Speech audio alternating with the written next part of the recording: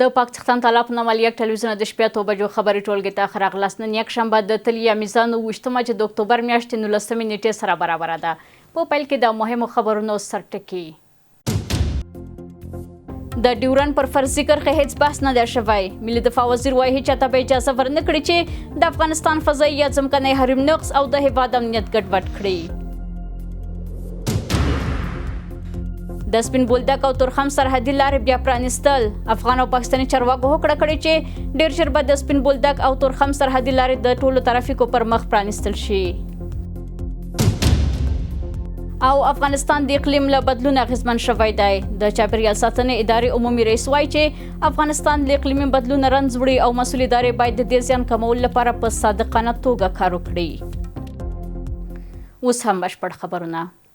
د افغانستان ملي دفاع وزیر مولوي محمد یعقوب مجاهد له دوحې په یوې آنلاین خبري غونډه کې ټینګار کړی چې هیڅ چاته به اجازه ورنکړي د افغانستان فضایي یا ځمکنی حریم نقض او د هیواد امنیت ګډوډ کړي. مولوي یعقوب مجاهد زیاته کړی په تازه شوې هوکړه کې د ډیورن پر فرضي کرښې هیڅ بحث نه دی شوی ځکه دا موضوع د دواړو ولسونو پورې تړلې مسله ده. نوموړي د ترکیې راتلونکي ناستې ته په اشارې سره ویل په استانبول کې به د اوسني هوکړه لیک د پلي کېدو پر میکانیزمونو او عملي ګامونو تفصیلي خبرې وشي. د افغانستان ملي دفاع وزیر ملا محمد یعقوب مجاهد په قطر کې د پاکستان د دفاع له وزیر سره د اوربند تړون لاسلیک کړ. هغه چې تر قومندې لاندې ځواکونو د پاکستان د هوایي بریدونو په غبرګون کې د کابل او پکتیکا په پیښو کې د پاکستان سرحدي ځواکونو ته درنه ضربه ورکړه. اوس هوکړه کړې چې دواړه لوري به بیا د یو بل حاکمیت نه نقضوي او نه به د یو بل د مخالفینو ملاتړ کوي. ښاغلي مجاهد ویلي وو پاکستان د افغانستان هوایي حریم نقض کړی و او ځواب یې غاښ ماتونکی و. هغه زیاته کړه هیڅ چاته به اجازه ورنکړي چې د افغانستان حریم نقض کړي یا د هیواد امنیت ګډوډ کړي. په وروستیو کې د پاکستاني جهات لخوا د افغانستان حریم نقض شو او د افغانستان پر حریم باندې تجاوز وشو چې د هغه تجاوز په جواب کې موږ دوی ته غاښ ماتونکی عکس العمل وشو. نو هغه پر دې اساس باندې چې موږ هیڅکله هیڅ جهت یا هیڅ هیواد او هیڅ چاته اجازه نه ورکوو چې زموږ خاوره یا زموږ هیواد تهدید کړي، زموږ حریم نقض کړي او یا زموږ امنیت اخلال کړي. مولوي محمد یعقوب مجاهد زیاته کړه په تازه شوې هوکړه کې د ډیورن پر فرضي کرښه هیڅ بحث نه دی شوی ځکه دا موضوع د دواړو ولسونو پورې تړلې مسأله ده. هغه د ترکیې راتلونکي ناستې ته په اشاره وویل په استانبول کې به د اوسني هوکړه لیک د پلي کېدو پر میکانیزمونو او عملي ګامونو تفصیلي خبرې وشي. ډیورن په اړه موږ نه غواړو چې بحثونه ولرو. دا د ملتونو موضوع ده او نه اوس د دې وخت کې چې موږ په دې اړه بحث وکړو او نه دا زموږ مسؤلیت دی. موږ غواړو چې دا موضوع وروستیو وختونو ته یا راتلونکو وختونو ته پرېږدو. دا په داسې حال کې چې د افغانستان د بهرنیو چارو وزارت دویم سیاسي رئیس ذاکر جلالي له پاکستان سره د اوربند د هوکړې په اړه ویلي افغانستان له پیل څخه په دې باور و چې خپله خبره به د نورو هیوادونو یا ډلو پر ضد نه کاروي. جلالي په خپل ایکس حساب کې زیاته کړې لومړی نقض د پاکستان له لوري وشو کله چې افغان حریم ته راننوتل. هغه ولې د ملي دفاع وزیر په مشرۍ د پلاوي استول ښیي چې اسلامي امارت د خپلې خاورې د دفاع ترڅنګ د مسئلې د ډیپلوماټیک حل لپاره هم جدي اقدامات کړي او په دې برخه کې ډیپلوماټیک بری ترلاسه کړی دی. افغانستان د برتانویانو، روسانو او امریکایانو پر هدرې بدل شوی. د خدای لپاره د پاکستانونو پر هدرې مه بدلوئ. د کابل او اسلام آباد ترمنځ د اوربند په هوکړه کې دواړو لورو منله چې سولې، متقابل درناوي او ښه ګاونډیتوب ته ژمن پاتې شي او د یو بل پر ضد هیڅ دښمنانه اقدام ونه کړي. همدارنګه دغو ډلو له ملاتړ څخه ډډه وکړي چې د پاکستان د حکومت پر ضد فعالیت کوي. ایران، ترکیه او قطر د دې هوکړې هرکلی کړی او د سیمې د ثبات لپاره اغیزمن ګام بللی دی. د افغانستان او پاکستان ترمنځ د شوې هوکړې په اړه د بحث لپاره سره د سکایپ له لارې په ژوندۍ بڼه د نړیوالو چارو کارپوه عیسی اسحاقزی صاحب راسره دی. اسحاقزی صاحب تاسو ته ښه راغلاست وایم. څه فکر کوئ د کابل او اسلام آباد ترمنځ شوې هوکړه به بیا د پاکستان له لوري نقض نشي؟ سلام به شما خانم بهرام و بینندگان تلویزیون جهانی یک. علیکم سلام. خوب اگر ما از لحاظ تاریخی مسئله را مطالعه کنیم، خب پاکستان پیوسته در طی تقریبا بیشتر از 46 سال در برنامه‌های خود امو اعتماد سیاسی خود و همسایگی خود دست داده، یعنی پیوسته تعهدات را ارائه کردن و باز هم بر افغانستان اپوزیسیون ساختن، برنامه‌های تخریش کننده حتی به سندات افغانستان در طول مدت زمان تقریبا 46 سال تا به امروزه. امیدوار هستم که دولت پاکستان یا حکومت پاکستان از تجارب گذشته تاریخی افغانستان و پاکستان بیاموزن و با صداقت تلاش کنن که دو همسایه مسلمان باید به تمامیت ارضی و استقلال مملکت هر دو کشور باید احترام گذاشته شود. یعنی پیوسته جانب افغانستان هیچ حکومت‌های برنامه‌های خود یا اپوزیسیون در برابر پاکستان نساخته تا به امروز هم، ولی اتهامات متعدد علیه افغانستان صورت گرفته. حتی در شرایط جنگ سرد کاملا لانه‌های برنامه‌هایی که از القاعده گرفته تا ساختارهای افراطی متعدد در خاک پاکستان بوده تا به امروز هم این برنامه ادامه داره. بسیار مهم است که حکومت پاکستان اجتناب کنه دیگه از برنامه‌های به حساب افراطی ها را بسازن و تروریست ها را تربیت کنن. این بلای جان خودشان امروز شده و تعهدات خود باید کاملا یعنی که وفادار باشن.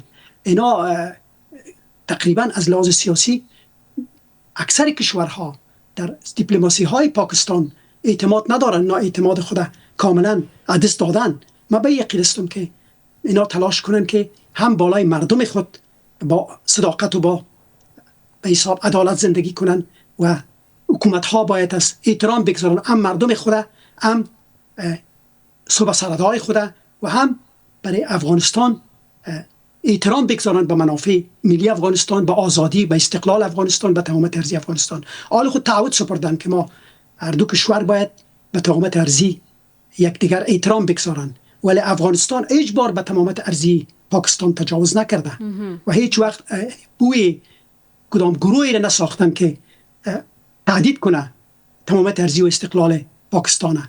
من به یقین هستم که باید از اینا بیاموزن.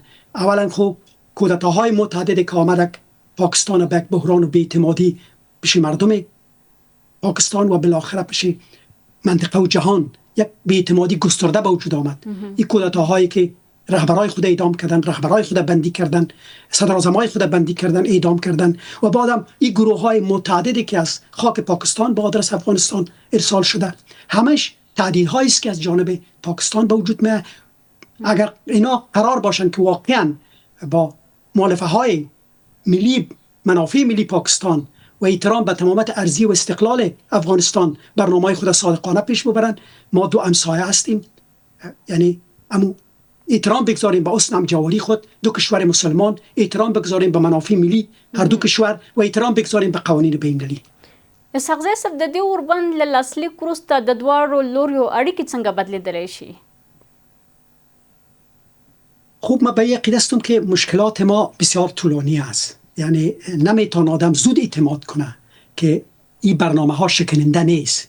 این ارتباط مستقیم به حکومت پاکستان داره که اینا بازی های به حساب دوگانگی خود هم با مردم خود و هم با افغانستان کاملا او را حذف کنن با یک صداقت به حساب به منافع ملی خود پاکستان و بگذارن که تمامیت ارضی و استقلال پاکستان وقتی خدشه‌دار میشه که اینا به تمامیت ارضی و استقلال کشور دیگه مداخله میکنن و اپوزیسیون برشان تربیه میکنن. بنابراین تردیدهای بسیار گسترده پیش مردم افغانستان، پیش سیاسیون افغانستان در 48 سال وجود داره که پاکستان قابل اعتماد نیست، رهبریش و یا حکومتش. بنابراین من به یقین هستم که اینا رای که میتونن تمامیت ارضی و استقلال خود تامین کنن و منافع ملی خود، صداقت با مردم خود و صداقت با مردم افغانستان و حکومت های افغانستان است. استغزا صاحب ډېره مننه. آیا دا اوربند کولی شي د ډیورنډ فرضي کرښه کې تاوتریخوالي ته د پای ټکی کېږدي؟ خب هر مسئله جنگ راه حل هیچ مسئله نیست، چی ملی چی منطقوی چی جهانی.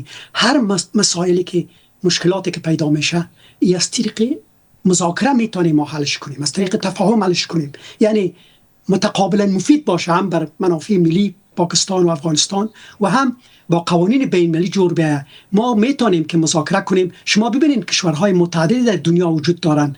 امیال شما سوئیس ببینید، در کشور بی‌طرف است وجود دارد، گردش ابرقدرت ها است. آلبانیا را ببینید، سنگاپور را ببینید، چهار طرفش ابرقدرت ها گرفتن. ولی باید دیپلماسی مدبرانه و احترام به قوانین بین المللی و احترام به آزادی ها و حقوق اساسی شهروندان خود با راحت و آرامش زندگی میکنن. یا بسیار مهم است که با می مؤلفه ها یعنی احترام بگذارن اول به مردم خود، به تمامیت ارضی و استقلال افغانستان و دیگه برنامه هایشان دوگانه نباشه، فقط صادقانه اگر بر خود صورت بگیره ما میتونیم هر منازعه و هر جنجال از طریق مذاکره و تفاهم بر بنیاد منافع ملی افغانستان و پاکستان و بر بنیاد قوانین بین المللی و اعلامه جهانی حقوق بشر حل کنیم. ډېره زیاته مننه استغزا صاحب. راوشو وروستۍ پوښتنې ته، د دې هوکړې اغېز به د دواړو هیوادونو پر امنیتي وضعیت باندې څه شی وي؟ خب حالا مسئله امنیتی پاکستان بسیار شکننده است.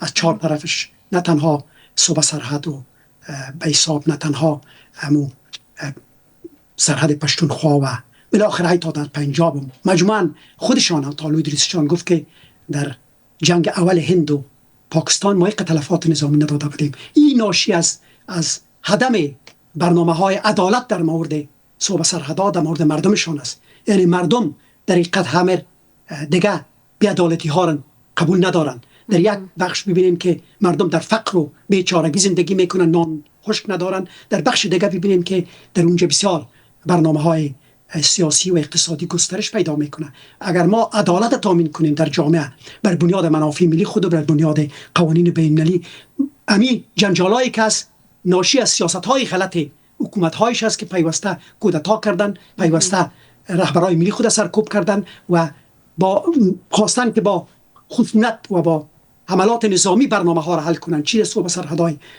پشتونخوا، چی در سرحدات دیگه است، چی مردمی که در مظاهرات و اعتراضات و یا انتخابات اشتراک میکنن، اینا با خشونت برخورد کردن. خشونت راه حل هیچ مسئله نیست. بنابراین راه حل همیست که ما با منطق، با عقلانیت برنامه‌های خود هم در ملی، در سطح ملی و هم منطقه‌ای و بین المللی حل کنیم. د نړیوال چارکار پوه ایسا استغزا صاحب ستاسو له حضور څخه نړۍ مننه کوم. کور ودان. اوس هم راځو د خبرونو دوام ته. افغان او پاکستانی چارواکو هوکړه کړې چې ډېر ژر به د سپین بولدک او تورخم سرحدي لارې د ټولو ترافیکو پر مخ پرانیزي. د راپورونو له مخې دواړه خواوې په ګډه کار کوي ترڅو خلاصې لارې خوندي او منظمې وساتي. دا په داسې حال کې ده چې د سپین بولدک سرحدي لاره د جمعې په ورځ یوازې د افغان کډوالو د راستنېدو لپاره پرانیستل شوه. د هیواد د جنوب ختیځو پولو له تړل کېدو له یوې اونۍ زیات وخت تېر شوی دی. وروستیو سرحدي نښتو د تورخم، خرلچي، غلام خان او چمن مهمې سوداګریزې لارې تړلې دي چې له دې لارو سوداګریز فعالیتونه یې درولي دي. د سرحدونو تړل د خوراکي توکو او نورو وارداتي توکو د بیو د لوړېدو سربیره د سوداګرۍ او ټرانزیټ په درولو سره د ناروغانو او مسافرو ژوند ته جدي ننګونې هم رامنځته کړي دي. د سپین بولدک او چمن د سوداګرۍ خونو چارواکو په یوه ګډه غونډه کې هوکړه وکړه چې د دواړو سیمو ترمنځ پوله باید د ټولو ترافیکو لپاره پرانیستل شي. د سپین بولدک د سوداګرۍ او پانګونې خونې مرستیال سعدالله تورجان ټینګار کړی چې دواړه خواوې په ګډه کار کوي ترڅو ډاډ ترلاسه شي چې پرانیستې لارې خوندي او منظمې پاتې شي. د سوداګرۍ او پانګونې خونې د مدیر پلاوي غړي خانجان الکوزي په یو غږیز پیغام کې ویل چې د میوو او سبزیجاتو 500 لارې خرابې شوي دي. ښاغلي الکوزي ویل چې نږدې 2000 لارې د پاکستان سره په پوله کې بندي دي او د وضعیت د دواړو هیوادونو سوداګرو ته شاوخوا 500 میلیون افغانۍ زیان اړولی دی. تقریبا در حدود 500 موتر میوه تازه و سبزی ماده و ایستاد شد که اکثرشان خراب شده و پس برگشتن و همچنان غیر مستقیمش این است که نرخ‌ها بلند میرن، کاروبار ختم میشه. 50% نرخ انگور و نرخ سیب در بازار پایین آمده و این خودش به باغدار و به مستهلک و برای کلشان به دریور نقص است. بنان ترجیح میدیم که حکومت به خاطر تغییر پالیسی صادرات چندین سرحداتی که ما داریم از آن فرصت‌ها استفاده نماید و هر سرحد متمرکز به یک محصولات تنظیم کند. مثلا سرحد زغال سنگ ما مکمل جداگانه از نباتات باشه، زراعتی باشه، یا سایر محصولات دیگری که ما از طریق پاکستان ترانزیت به کشورهای دیگر داریم، باید سرحدهای متمرکز یا مختلف ایجاد گردد که د ګاونډي هیواد پاکستان ته د ټولو لارو تړل هم د راستنیدونکو لپاره جدي ستونزې رامنځته کړي دي. راپورونه ښایي چې د پولي بلې غاړې ته انتظار کوونکي کډوال د پاکستاني پولیسو لخوا ناوړه چلند سره مخ شوي دي. 2 ورځې وړاندې د سپین بولدک لاره یوازې د سلګونو افغان کډوالو د راستنیدو لپاره پرانیستل شوه. په ورته وخت کې د خیبر پښتونخوا نوي اعلی وزیر سهیل افریدي وویل چې تر دې دمه له دې ایالته 800,000 افغان کډوال راستنه شوي او د غیر راجستر شوي کډوالو د راستنیدو پروسه ګړندۍ کیږي. په ورته وخت کې 10 اروپایي هیوادونه هم له اروپایي کمیسیونو غوښتل چې غیر قانوني افغانان وباسي. خواست ما از سازمان‌های بین‌الملل متحد این است که در این موضوع باید ورود پیدا بکند و این مسئله را باید سیاسی نکند. اون تنش‌های دو کشور باید طبق قوانین داخلی و قوانین بین‌المللی باید به اون موضوع خودشون رسیدگی بکنند. که څه هم د بهرنیو چارو وزیر امیر خان متقی هند ته د خپل وروستي سفر په ترڅ کې ټینګار وکړ چې له نوې ډیلي سره د سوداګرۍ د پراختیا لپاره هوایي لارې پیاوړې شي او د پاکستان د ټرانزیټ لارو لپاره بدیلونه وموندل شي، خو دا به هم ګرانه وي او هم به ډېره ستونزمنه وي. د افغانستان د اسلامي امارت د چاپیریال ساتنې ملي ادارې د رها بنسټ په همکارۍ د اقلیمي بدلون په برخه کې د ظرفیت لوړولو ملي پروګرام تنظیم کړ. دا پروګرام د پوهاوي لوړولو، د علمي نظرونو تبادلې او د اقلیمي بدلون له پایلو سره د مقابلې لپاره د دولتي ادارو چمتو کولو په موخه پیل شو. د افغانستان د اسلامي امارت د چاپیریال ساتنې ملي ادارې د رها بنسټ په همکارۍ د اقلیمي بدلون په سکتور کې د ظرفیت لوړولو ملي پروګرام تر نوم لاندې یو روزنیز او تخصصي پروګرام ترسره کړ. دا پروګرام د پوهاوي لوړولو، د علمي نظرونو تبادلې او د اقلیمي بدلون د ناوړه پایلو سره د مبارزې لپاره د اړوندو ادارو ترمنځ د ښې همغږۍ په موخه ترسره شو. د چاپیریال ساتنې ادارې عمومي رئیس مطیع الله خالص د چاپیریال ساتنې او پاملرنې لپاره د دولتي ادارو پر مسؤلیت ټینګار وکړ او ویل چې افغانستان له اقلیمي بدلون رنځ وړي او مسئول ادارې باید په صادقانه توګه کار وکړي. یعنی میره استعبا کی جاست اکثریتش مجاهدین هستند. دلگه مشرا هستند. شما چقدر شهیدات دادین؟ چقدر زخمی دادین؟ برای چی؟ برای که فقط رئیس شوین؟ برای که فقط یه علما سر قدرت به برای بود که فقط ایجا اینمی یک نظام تغییر شو؟ نه. هدفش دیگه چیز بود؟ اونمو خرابیه که بودن، اونمو فساد که بودن، اونمو دیگه کارایی که انجام میشد. ما میخواستیم که همه باید اصلاح شود. خو د رها انسټیټیوټ مرستیال عزت الله صدیقي وایي چې د دې پروګرام د تنظیمولو موخه د چاپیریال ساتنې ریاست د کارمندانو د ظرفیت لوړول دي. هدف آموزشی است تا این کارمندا در رابطه با مسائل مدیریت، پلانگذاری، روش‌ها و استانداردهای بین‌المللی، قوانین و مقررات و پروسیجرهای ملی که اداره ملی حفاظت محیط زیست داره، تامین هماهنگی با جوانب ذی‌دخل، روش‌ها و استانداردهایی که در رابطه با سازگاری با تغییر اقلیم، کاهش‌دهی تغییر اقلیم، معیارهای حفاظت محیط زیست، تنوع حیات، جنگلات، آب، مدیریت زباله. له بل خوا یو شمېر کارپوهان د چاپیریال ساتنې د زیانونو د مخنیوي لپاره د داسې پروګرامونو ترسره کول اغېزمن ګڼي او له خلکو غواړي چې د چاپیریال ساتنې او پاملرنې په برخه کې له دولتي ادارو سره مرستې وکړي.